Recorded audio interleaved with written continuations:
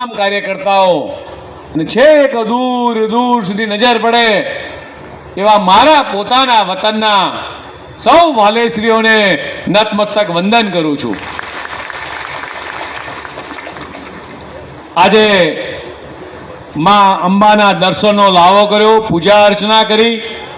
મારું સૌભાગ્ય છે મિત્રો કે મને આ માં અંબાના દર્શન કરી અને આ ગુજરાતની ખૂબ લાંબી રાજકીય કારકિર્દી આ ખેડવાનો પ્રારંભ એ તમારા સૌના થકી મિત્રો થયો છે।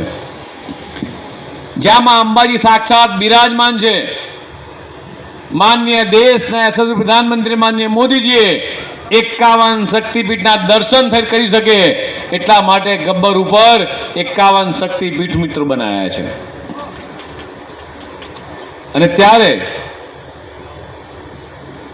સાથે સાથે એવું કહીશ કે બિલકુલ બાજુમાં આડીને આપણું બાલારામ મહાદેવ, વડગામ તાલુકામાં જઈએ તો મણિભદ્ર વીર મહારાજ, આ બાજુ ઇતિહાસ અને વીરતાની ભૂમિ પર જઈએ તો નડાબેટ ખાતે નડેશ્વરી માતા બિરાજમાન છે, ધીમા ખાતે ધણીધરજીનું મંદિર, પાલનપુર અને બનાસ એટલે શ્વેત ક્રાંતિનું બનાસ,